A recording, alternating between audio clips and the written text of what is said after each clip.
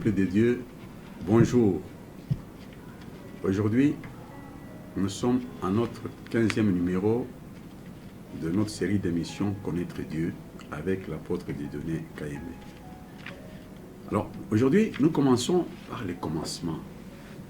Quand chaque fois nous disons que l'Église du Christ n'existe pas, le peuple de Dieu semble être choqué. Mais nous le disons en connaissance de cause et nous nous assumons toujours. J'ai dit ça pourquoi? Parce que qui dit Église suppose d'une part un envoyé ou quelqu'un qui connaît, qu'on peut appeler maître, d'une part, face à quelqu'un qui ne connaît pas, qu'on peut appeler païen ou généralement disciple. Alors, ces deux conditions, si elles sont réunies, alors nous parlons de l'Église qui existe. Mais si ces conditions ne sont pas réunies, parlons plutôt d'autre chose, mais pas de l'Église. Aujourd'hui, nous allons débattre de la plus grande hérésie de tout le temps. Nous allons parler du sabbat. Le mot sabbat signifie quoi? Le mot sabbat vient d'où? Il va où? Il contient quoi dedans? Bien-aimés, regardez. Nous prenons par exemple les musulmans et ils célèbrent leur sabbat vendredi. Mais eux, nous ne pouvons pas les tenir rigueur parce qu'ils ne sont pas avec nous dans la Bible. Ils sont dans un autre document, ils ont raison. Nous prenons maintenant les adventistes. Ils sont divisés aussi. Il y a les adventistes du 7e jour. Ceux-là, eux, le sabbat, c'est samedi. Donc, ils comptent lundi, mardi, mercredi, jeudi, le calendrier humain, social, jeudi, vendredi. Samedi, ils célèbrent leur sabbat. En dehors de samedi, tout devient ordinaire. Nous prenons l'église catholique que nous appelons généralement la maison mère. L'église catholique et les autres congrégations, elles prennent plutôt la journée de dimanche. Donc, pour ces églises, les pentecôtistes, les catholiques et une grande vague des autres églises qui sont derrière tout ça, mais qui sont dans la Bible, pour eux, la journée de dimanche, c'est ça le 7e jour. C'est ça le sabbat. Où est la vérité? Où est la raison? Qui a tort? Qui a raison? Nous prenons notre premier livre. Nous prenons le livre de Matthieu, chapitre 11, versets 28 à 29. On nous lit les versets et nous allons comprendre la pensée de Dieu par rapport au repos du sabbat. Matthieu 11, 28 à 29. Comme en tête nous avons les choses révélées aux enfants, allez à Jésus et acceptez son joug. Venez à moi, vous tous qui êtes fatigués et chargés. Venez à moi, vous tous qui êtes fatigués et chargés. Et je vous donnerai du repos. Donc, est fatigué, il est chargé de quoi? Est-ce que nous nous prenons chaque jour, nous nous promenons chaque jour avec des fardeaux sur le dos? Non. C'est spirituellement qu'il faut comprendre cette notion. C'est-à-dire que nous avons des œuvres. Ces œuvres-là nous fatiguent. C'est-à-dire nous fatiguent par rapport à Dieu. Ils nous fatiguent, c'est-à-dire que nous sommes en train de prendre quelque chose, nous sommes en train de mener une vie, nous sommes affichés un comportement qui n'est pas en rapport avec la volonté de Dieu. Alors, Dieu nous appelle maintenant. Prenez mon joug sur vous et recevez mes instructions. Ah, ok. Donc, on prend et il nous propose son joug. Son joug, c'est-à-dire écouter la parole. Le joug consiste, c'est encore un point, le joug consiste à pratiquer ce commandement-là, à pratiquer cette parole-là. C'est ça le joug. Maintenant, il continue. Car je suis doux et humble de cœur. Il est doux et humble de cœur. Et vous trouverez du repos pour vos âmes. Amen. Donc, vous comprenez, bien aimé, que là, on nous propose le repos pour l'âme. Or, l'âme, c'est la volonté. C'est la volonté qui égare quelqu'un. Et Paul, dans Thessaloniques, chapitre 5, verset 23, il dit que l'homme a trois parties. Il y a l'esprit, il y a l'âme, il y a le corps. L'esprit, c'est la connaissance. Nous sommes d'accord. le corps, c'est le comportement. Maintenant, l'âme, ça, c'est le noyau. C'est quelque chose qui est entre l'esprit et le corps. C'est un moteur qui transforme la connaissance que nous avons en acte. Donc, ça dit c'est la volonté. Alors, tu comprends que tu peux avoir la connaissance, toute la connaissance du monde. Mais quand tu n'as pas la volonté de l'appliquer, ou quand à la place tu mets en relief certaines préférences, par exemple, tu mets en premier lieu tes penchants, tu ne peux pas mettre en pratique cette parole-là. Donc, ça dit que ça peut s'avérer comme un verrou qui ferme carrément le passage de la connaissance vers l'acte. Donc, pour couler cette connaissance que tu as dans le comportement, il faut la volonté. C'est ça la volonté. D'ailleurs, quand vous lisez, je crois que Genèse chapitre 32, Jacob dit, voilà, j'appelle cet endroit Péniel. Pourquoi? Parce que j'ai vu Dieu face à face et mon âme est sauvée. L'âme qui était sauvée, c'est l'âme qui l'a mené ailleurs. Une volonté humaine qui l'amène ailleurs par rapport à la volonté de Dieu. Alors ici, Dieu dit, il nous dit, vous aurez le repos de votre âme. C'est-à-dire que l'âme ne va pas balloter, l'âme va faire le travail, sa vocation, qui est de transmettre, de traduire plutôt la connaissance dans la parole. Donc, qu'est-ce que nous pouvons retenir par là? Nous comprenons que la notion de sabbat, la notion de repos, ce n'est pas après une activité physique, parce que Dieu n'est pas un homme. Dieu n'est pas un homme pour se livrer à une quelconque activité physique et puis que par après, il puisse avoir du repos et se reposer le 7e jour. Non, nous devons comprendre que Dieu, ici dont il est question, c'est la parole. C'est la parole qui travaille dans l'homme. L'homme entre en contact avec la parole, c'est-à-dire qu'il est face à celui qui connaît, qu'on peut appeler envoyé, c'est-à-dire quelqu'un qui a été appelé d'abord. Il a été appelé à Dieu, appelé à la parole, il a écouté la parole, il s'est affermi, alors il a incarné cette parole. En ce moment-là, il est déjà capable de transmettre cette parole. S'il peut consoler les autres, il peut transmettre la parole, il est envoyé alors. Maintenant, c'est cette parole dont il est question. Quand l'homme vient vers la parole, il écoute la parole de Dieu, il marche avec Dieu, il l'incarne, il s'affermit. C'est ça Dieu qui travaille. C'est d'ailleurs ça la création. Dieu est en train de créer et l'homme arrive au 6e jour. Le 6e jour, dans la Bible, quand vous lisez, on n'écrit pas samedi. On dit le 6e jour. Donc Dieu n'a pas voulu semer la confusion. Et il a fait ça exprès pour que les gens ne puissent pas se perdre. Mais les gens, ils ont un génie de la perdition. Donc ils cherchent ce qui est flou, ce qui est confus pour se perdre absolument. Or, il ne parle pas de samedi, il parle de 6e jour. Alors l'homme arrive au 6e jour. Il est affermi. Mais il y a une question qui reste, c'est l'âme maintenant. L'âme, c'est la capacité, comme nous l'avons dit, de maintenant transférer ou changer cette connaissance en acte, de couler la connaissance en acte.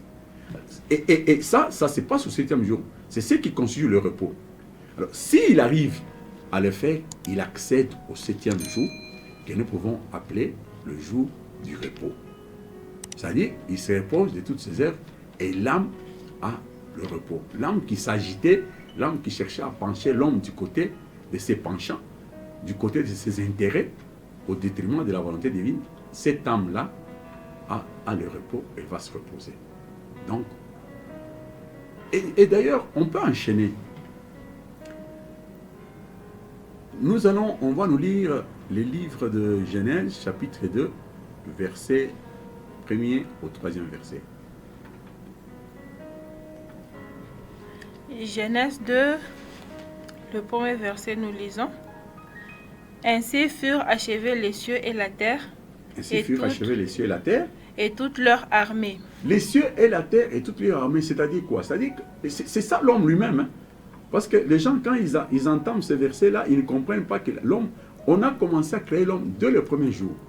On dit la terre était informe et vide. La terre informe, la terre symbolise le comportement. Quand on dit la terre est informe, c'est-à-dire le comportement n'a pas de forme. Et la forme vient de qui? La forme vient de Dieu. C'est Dieu qui donne la forme. Quand on donne l'intelligence, on donne la sagesse. Quand on donne la connaissance, on donne la forme. Donc, quand on a la connaissance, on va maintenant donner la forme à son comportement. Le comportement aura une certaine forme. Tel qu'on regarde comme ça, on dit, tiens, ça c'est un homme de Dieu. On peut regarder, on dit, non, il n'est pas comme les autres. Donc, il a une forme. Les autres n'ont pas de forme, mais lui a une forme. Ok, on peut continuer. Dieu acheva au 7e jour son œuvre Dieu achève au 7e jour l'œuvre qu'il avait faite. qu'il avait faite. Et il se reposa au 7e jour de toute son œuvre Voilà, qu'il avait faite. qu'il avait faite. Dieu bénit le 7e jour Dieu bénit le 7e jour. Ça, c'est une notion très importante que nous devons retenir, peuple de Dieu. Dieu bénit le 7e jour. et il les sanctifia. Il les sanctifie le 7e jour. Parce qu'en ce jour, il se reposa de toute son œuvre qu'il avait créée en la faisant. Merci beaucoup. Alors, Dieu sanctifie le 7e jour. Le 7e jour, nous comprenons tous très bien que le 7e jour, c'est un état d'esprit. C'est-à-dire, l'homme accède à un état d'esprit qui lui impose un certain comportement. Ce n'est pas un jour, c'est un jour. Un jour dans la mesure où ce n'est pas un jour qui figure sur le calendrier humain, mais c'est plutôt un jour entendu comme le résultat d'un travail. Donc, en fait, c'est rigolo quand quelqu'un dit bon, demain c'est le sabbat, et le lendemain il sort du sabbat, il n'est plus dans le sabbat, et mercredi, jeudi, vendredi, et il arrive ce jour-là, le 7e jour, dimanche, il dit nous sommes dans le sabbat. Non, le sabbat c'est permanent, c'est la vie, parce que Dieu a dit il a sanctifié le 7e jour. Quand il a sanctifié, et toi tu entres, tu es sanctifié. Quand tu entres dans le 7e jour, tu es sanctifié aussi avec ce jour-là. Alors, si tu es sanctifié pas pour un délai. Tu es sanctifié pour tous les jours de ta vie. C'est ça, donc tu vas marcher avec Dieu, tu vas respirer Dieu, tu vas raisonner Dieu, tu vas agir Dieu. C'est ça le 7e jour. Donc, on ne peut pas entrer dans le sabbat et sortir. C'est ça la notion. Quand vous mettez une journée sur le calendrier, c'est-à-dire, vous entrez et vous sortez. Non. Dieu se repose. Si vous entrez et que vous sortez, c'est-à-dire, vous demandez qu'on vous donne encore, qu'on puisse travailler encore sur vous. Oh, le travail est déjà fait et tu entres en repos une fois pour toutes. Mais regardez ce que l'homme fait. Je le comprends. On va nous prendre un livre, Jean chapitre 5, verset 17, 18. Nous allons comprendre. Ce travail du 7e jour, s'il n'est pas bien fait, c'est-à-dire si quelqu'un n'a pas écouté bien la parole de Dieu, s'il n'a pas assimilé, il comprend, ou peut-être il a assimilé, mais il n'arrive pas à poser des actes. Pas ça, c'est une autre étape. Je crois que c'est 1 Corinthiens chapitre 7, verset 15. Paul dit, je connais les biens que je dois faire, mais je me retrouve toujours en train de faire le mal que je ne veux pas faire. Vous sentez qu'il lui manque une sorte de dynamique. Dynamique qui peut connecter la connaissance à l'action, la connaissance au comportement. Donc, il y a un maillon qui manque, c'est l'âme. Donc, la connaissance est là dans la tête, il a tous les versets, il connaît, il peut expliquer du matin au soir, mais il se comporte vraiment tout autrement par rapport à la volonté divine. Donc, il manque cette dynamique-là. Cette dynamique, c'est ça, la volonté. Alors, mais si l'homme n'arrive pas à faire ça, il a besoin qu'on travaille dessus. Voilà pourquoi Jésus avait des problèmes avec les pharisiens, avec des juifs. Pourquoi? Parce qu'en ce moment-là, les juifs estimaient être en repos. Mais ce qu'ils faisaient n'était pas en rapport avec ce repos dont ils se réclamaient. Alors Dieu, Jésus qui a vu ça, voilà pourquoi il faisait des miracles le jour de repos. C'est-à-dire qu'il travaillait le jour de repos. Et ils disent que, voilà, ils blasphèment. Mais il leur posait la question, il dit, mais est-il interdit de faire du bien le jour du repos, le jour du sabbat? Oh, le sabbat c'est le bien. Alors il le confondait par ces questions-là pour dire, mais est-ce qu'il est interdit à faire du bien le jour du sabbat? Pourquoi? Parce que simplement, le sabbat c'est le bien. Alors si vous y entrez, vous en sortez, c'est-à-dire, ça c'est la notion du sabbat selon Dieu, ce n'est pas ça. On va nous lire le livre de Jean, chapitre 5, verset 17, 18. Jean 5, 17 à 18. Comme en tête nous avons l'accusation des Juifs et réponse de Jésus. Voilà, c'est très clair, l'entête nous dit déjà, il dit l'accusation des Juifs et les réponses de Jésus. Mais Jésus leur répondit, Jésus disait, mon Père agit jusqu'à présent. Ah, voilà, mon Père, si vous estimez que moi j'ai blasphème parce que je suis en train de réaliser les miracles le jour du sabbat. Réaliser les miracles, c'est quoi? C'est-à-dire que montrer le chemin à quelqu'un. Non, il ne faut pas faire ça. Voilà, Dieu demande que tu fasses ça. Ce que tu connais là, ce n'est pas ça. Regarde ce qu'il faut faire. Regarde quelle direction il faut prendre. C'est ça. C'est ça, faire le miracle le jour du sabbat. Le miracle, c'est le bien, c'est-à-dire éclairer quelqu'un. L'amener au bien. Alors, eux, ils estimaient qu'il blasphémait. Alors lui répond. Il dit, mon Père agit jusqu'à présent. Alors, son Père agit, c'est-à-dire, ici, il y a la loi, c'est ça, Dieu, et il y a la foi, c'est ça, Christ. D'ailleurs, la Bible dit souvent, et les gens se trompent, on dit la foi vient de ce qu'on entend vient de la parole de Dieu. Non, plutôt la foi vient de ce qu'on entend vient de la parole du Christ. Parce qu'en ce moment-là, nous avons deux identités. Nous avons Dieu qui incarne la loi, et nous avons Christ qui incarne la foi. Voilà pourquoi il dit, mon Père agit jusqu'à présent, et moi aussi j'agis. C'est-à-dire que tous les deux fonctionnent. Pourquoi? Parce que le travail n'a pas été fait. Si le travail était accompli, il ne serait pas question d'un autre jour. Si nous prenons Hébreux chapitre 4, verset 6 à 8, on ne peut pas lire, ça ne sert à rien, mais je crois que tout le monde connaît le passage. On dit, si Josué leur avait accordé du repos, il ne serait pas question de notre repos. Il ne serait pas question de notre jour. Et ce jour-là, on ne l'a pas défini. Ce n'est pas lundi, ce n'est pas samedi, ce n'est pas... Non, non, c'est un autre jour. C'est-à-dire, ce jour représente le travail, un volume de travail qu'il faut effectuer sur l'homme. C'est-à-dire, on amène la parole à l'homme, l'homme écoute la parole, et si l'homme est affermi, il est arrondi, donc il pose des actes convenables par rapport à la volonté divine. En ce moment-là, il n'est pas question qu'on revienne à l'homme. Alors, en ce moment, vous comprenez que Dieu, qui incarne le maître qui enseigne, il entre en repos parce que le travail est fini. Et c'est lui à qui on donne la parole, c'est lui qui était enseigné, entre en repos. Donc, l'homme est dans les sabbats et Dieu se repose aussi. C'est comme ça que nous pouvons comprendre cette notion-là. Mais si nous comprenons cette notion en dehors de ça, nous sommes vraiment en dehors bien aimés. Je crois qu'il faut lire la Bible, il faut bien la comprendre.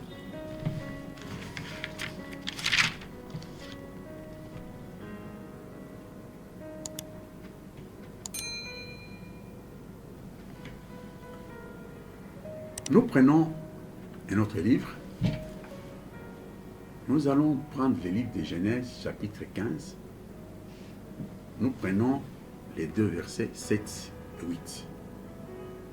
Avant qu'on nous lise, je crois que vous devez avoir un esprit clair, bien-aimé, pour comprendre que la promesse qui a été faite à Abraham, on a dit, tu posséderas, je te donnerai le pays en possession. Ce pays-là, c'est Canaan. Alors, Canaan, c'est ça le repos.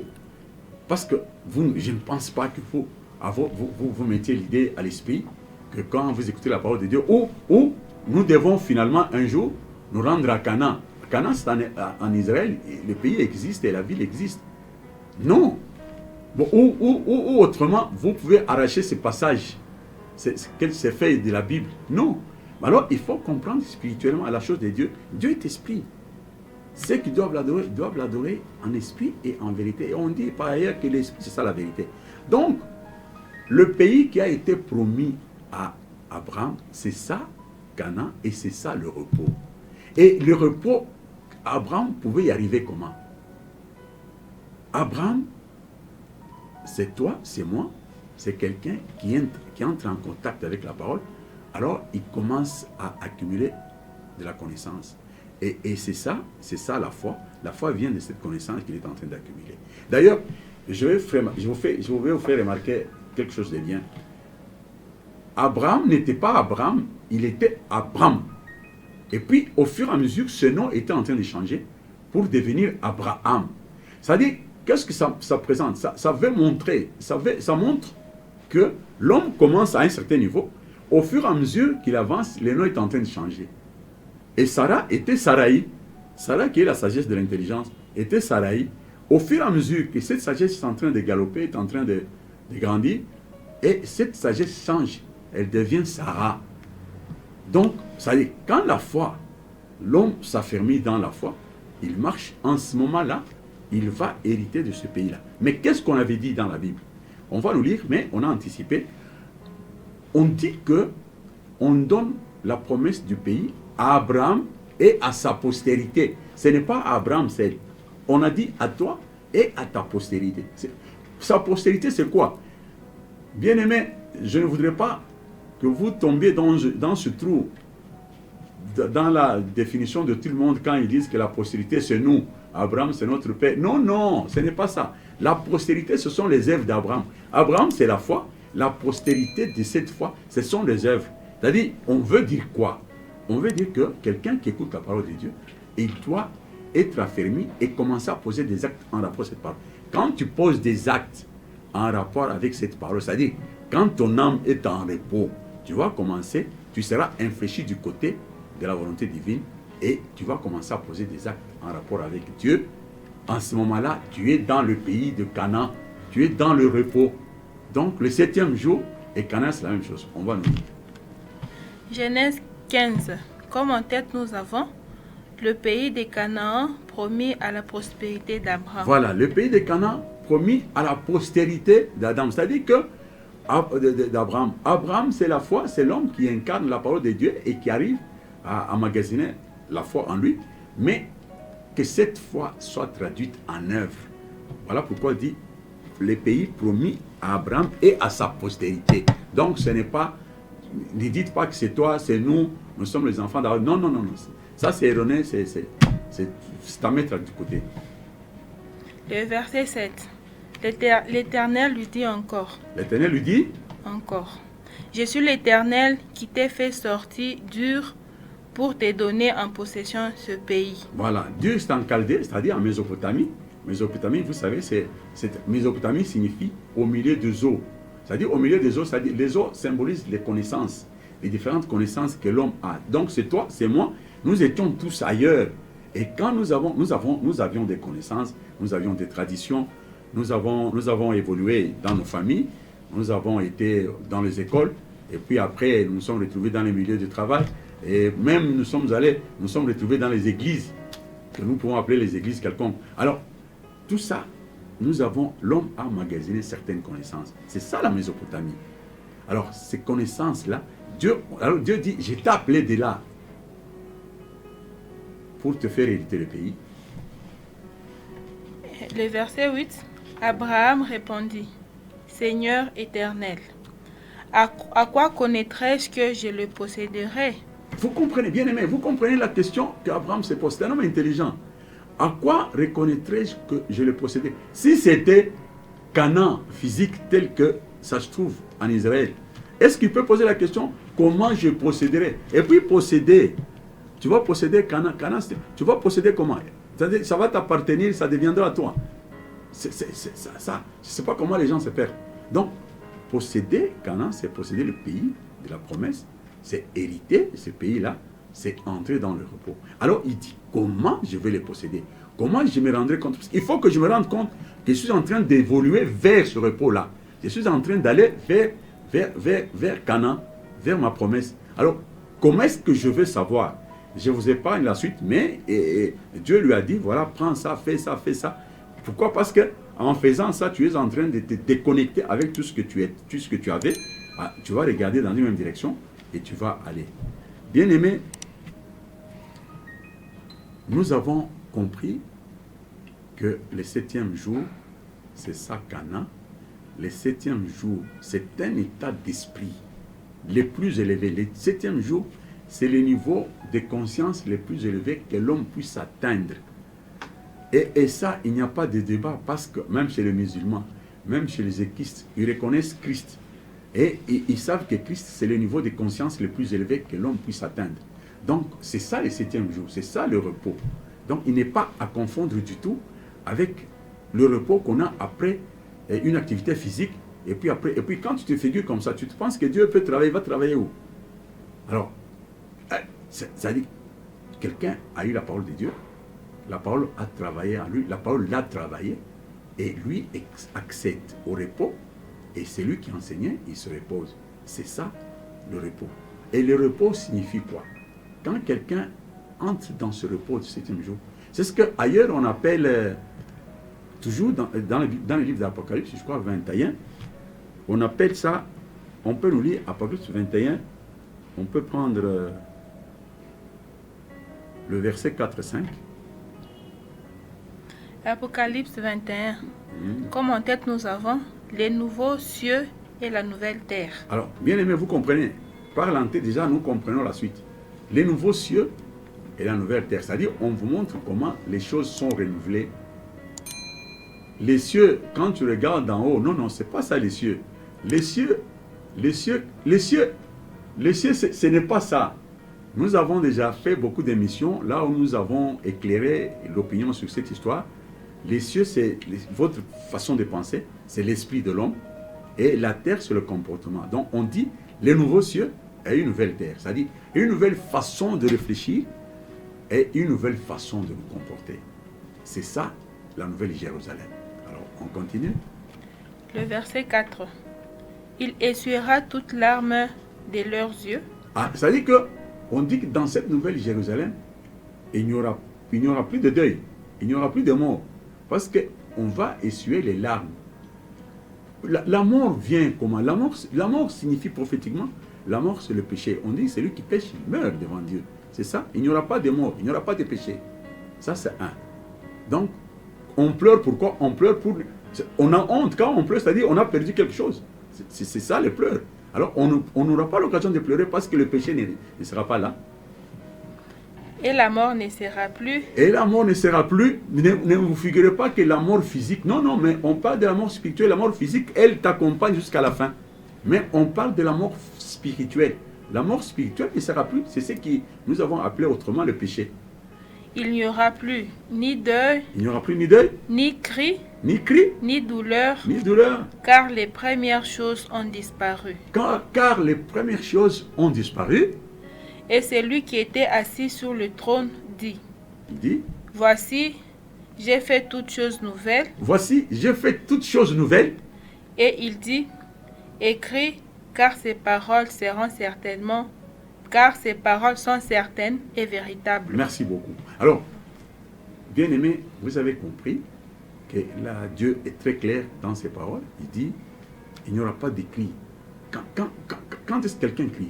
Quelqu'un crie quand il est touché par quelque chose quelque chose qui ne l'arrange pas. Il est choqué. En ce moment, il va crier pour chercher la sécurité. Bon, il y a pleure, on fait des larmes. Pourquoi? Parce qu'il y a la mort. Mais toutes ces choses ne vont plus exister. Donc, ni les cris, ni la mort, rien de cela ne va exister. Donc, nous allons, toute chose est déjà renouvelée, nous allons marcher dans la volonté divine et il n'y aura pas à redire et Dieu sera content de toi parce qu'en ce moment-là, on va t'appeler enfant de Dieu. Et je veux dire quelque chose. Regardez un peu. C'est curieux. Quand vous lisez, vous prenez par exemple Matthieu chapitre 28 à la résurrection. On ne peut pas lire ça. Les gens, tout le monde connaît. Et on dit, après le sabbat, le premier jour de la semaine. Mais on ne dit jamais le sabbat, c'était le 7e jour, le 8e jour. Non, non. On dit, après le sabbat, le premier jour de la semaine. Le premier jour de la semaine, c'est-à-dire on recommence la semaine pour la deuxième fois. Quand on commence la semaine pour la deuxième fois, signifie quoi? C'est-à-dire, c'est lui qui avait écouté la parole. Il a grandi avec la parole. C'est-à-dire, Jésus est né. Quand Jésus est né chez toi, en toi, c'est-à-dire que tu entres en contact avec la parole. Alors Jésus commence à grandir. C'est toi qui prends des dimensions avec cette parole-là. À un moment donné, Jésus devra mourir.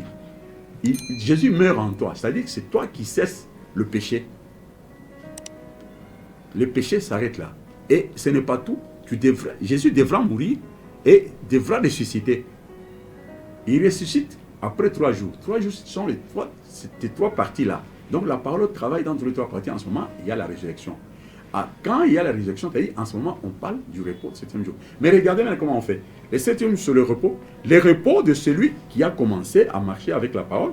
Maintenant, il est devenu aussi, il est devenu maintenant envoyé. Il peut à son tour maintenant entamer une autre semaine. Voilà pourquoi on dit le premier jour de la semaine. C'est-à-dire, on veut faire voir que quand tu marches avec Dieu, tu es appelé. Quand tu es appelé, tu vas marcher avec Dieu. Et puis tu seras affermi. C'est-à-dire, tu vas mourir avec Jésus. Tu vas ressusciter avec Jésus. Et en ce moment, tu peux aussi à ton tour entamer une autre semaine avec celui qui vient avec un autre païen que tu appelleras disciple. Et tu vas marcher avec lui dans la parole pour l'affermir. Et tu l'appelleras après plutôt, on va l'appeler chrétien. Ou on l'appelle apôtre parce que l'apôtre, c'est la finalité de quelqu'un qui était disciple. Il marche. En fin de compte, il devient chrétien. Bien aimé, je crois que notre temps imparti arrive à la fin. Nous sommes suffisamment édifiés. Nous avons compris que le sabbat n'est pas dans le calendrier humain. Le sabbat ne peut pas se figurer là-bas. On n'entre pas, ce n'est pas un état d'esprit. Ce n'est pas dans une maison où on peut entrer et on peut sortir par après. Non, non. Le sabbat, c'est une vie. C'est une vie, c'est-à-dire, on a écouté la parole, on arrive à la fin, on entre dans une autre vie, et cette vie nous accompagne jusqu'à la fin de notre vie physique. Donc c'est ça le sabbat. On n'y entre pas, on n'en sort pas. Que le Seigneur vous bénisse. Nous avons terminé pour aujourd'hui. Nous vous demandons de vous abonner massivement. Nous vous demandons de partager nos vidéos. Ça, c'est pour le salut des âmes. Nous vous disons merci d'avance pour tout ce que vous allez faire pour nous. Et à la prochaine. Merci beaucoup.